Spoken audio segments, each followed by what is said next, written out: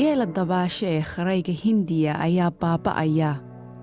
Waxaa laga helayo ay ku badan yihiin meelaha cusbada leh ee Kutch, gobolka Gujarat.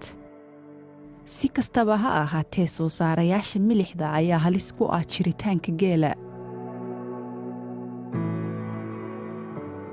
खारा ऊंट कच्छ में एक जे geela kharay waxa uu u dabaashaa si uu u gaaro geedaha mangroveska halkaas oo uu daaqo markaa milkiilayaashu waxay u kaxeeyaan inay daaqaan geedaha ku yaala janji iyo bachu વિસ્તારમાં બેટો આવેલા છે એમાં દૂર સુધી શેરિયામાં ચરિયાણ કરવા જવું પડે છે.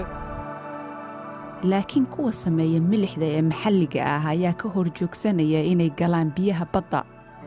waxa ay tan u sameeyaan inay abuuraan godadka milixda si ay u soo saaraan cusbada. laakiin biyo la'aanta darteed geedaha mangroofka ayaa qalalaya oo dhimanaya, taas oo ay saamaynayso geela ku nool deegaankaas. markii hore waxay ahayd inaan soconno 2 ilaa 3 kilomitir si aan geelayaga u geyno geedaha mangroofka. hadda waxaynu la lugaynaa xoolaheenna innagoo soconayna 5 ilaa 10 kilomitir si aan u quudinno. waa inuu jiraa xad oo shirkaduhu go'aan leeyihiin. ma dhaafi karaan xadkaasi oo ma qaadan karaan dhulka daaqsinta oo dhan. xoola dhaqatada ayaa sheegaya in sidoo kale geelu uu dhinto kadib markii uu ku dhaco godadka milixda loo qodo.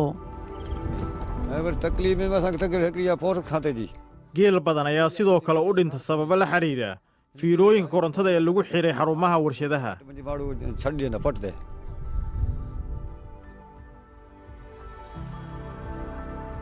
dawladda ayaa wada qorshayaal lagu ilaalinayo habnololeedka xoola dhaqatada iyo hoyga geela. laakiin dadka deegaanka ayaa doonaya in mangroofka si rasmi ah loogu qoondeeyo meelaha la ilaaliyo.